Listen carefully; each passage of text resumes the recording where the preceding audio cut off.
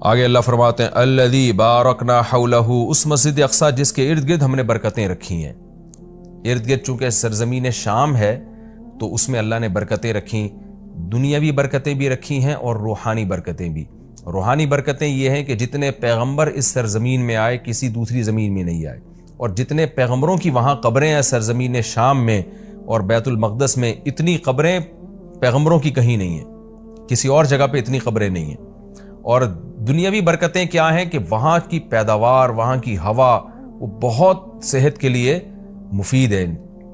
انار، وہاں کا زیتون، وہاں کی انجیر، یہ سارے ایسے برکت والے پھل اللہ وہاں پیدا کرتا ہے اور بہت وافر مقدار میں۔ میں ترکی کے میں شام کے بارڈر تک گیا ہوں۔ پہلے تو شام کا علاقہ بہت وسیع تھا، تو یہ تو اب جو شام ہے یہ تو تھوڑا سا رہ گیا ہے۔ نبی صلی اللہ علیہ وسلم کے دور کا جو شام ہے وہ تو بہت وسیع رقبہ تھا۔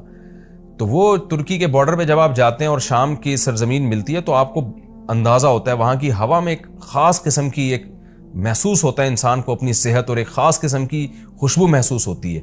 اور زیتون بہت کثرت سے پیدا ہوتا ہے، انجیر بہت کثرت سے پیدا ہوتا ہے، انار بہت کثرت سے پیدا ہوتا ہے۔ وہاں کے لوگوں کی صحتیں، ان کے چہروں کی فریشنس وہ صاف بتا رہی ہوتی ہے کہ اللہ نے زمین میں جسمانی برکتیں بھی بہت زیادہ رکھی ہیں۔ اور علماء نے لکھا ہے کہ اللہ نے جب یہ بتایا نا کہ مسجد اقصی کے ارد گرد برکتیں، تو اس سے خود بخود یہ ثابت ہوتا ہے کہ جس مسجد کے مبارک ہونے کی وجہ سے اس کے ارد گرد اتنی برکتیں ہیں تو خود اس مسجد میں کتنی برکتیں ہوں گی۔ تو وہ مسجد بہت زیادہ برکت والی ہے۔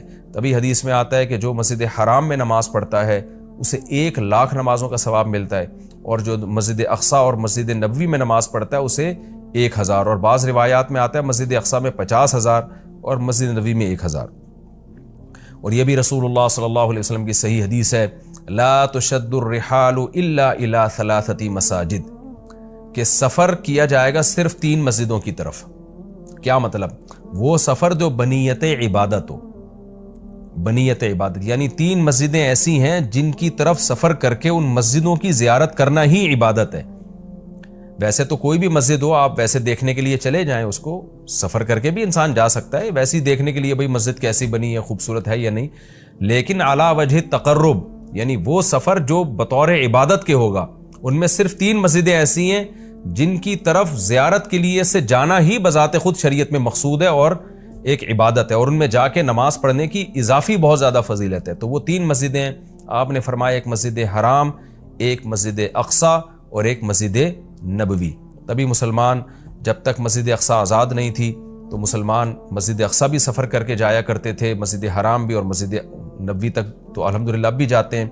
اور اللہ سے ہم دعا کرتے ہیں کہ اللہ تعالیٰ مسجد اقصی کو دوبارہ آزاد کرائے تاکہ ہمیں بھی وہاں جا کے نماز نصیب ہو اور مسجد اقصی کی ہمیں بھی زیارت نصیب ہو۔ یہ ہر مسلمان کی تمنا ہے، اور بہت سے لوگوں کو اللہ نے یہ توفیق دی ہے، وہاں جاتے ہیں، اور بہت سے لوگ اس زیارت سے محروم ہیں۔ تو ہم یہ دعا کرتے ہیں کہ اللہ تعالیٰ وہ مبارک مسجد جس کی طرف اللہ اپنے حبیب صلی اللہ علیہ وسلم کو معجزاتی طور پر لے کر گیا، اور خاص طور پر ہمارے حبیب صلی اللہ علیہ وسلم کو وہاں نماز پڑھوائی گئی معجزاتی طور پر، تو اللہ ہمیں بھی اس مقدس سرزمین کی زیارت کی توفیق نصیب فرمائے اور ہمارے لیے آسان فرمائے۔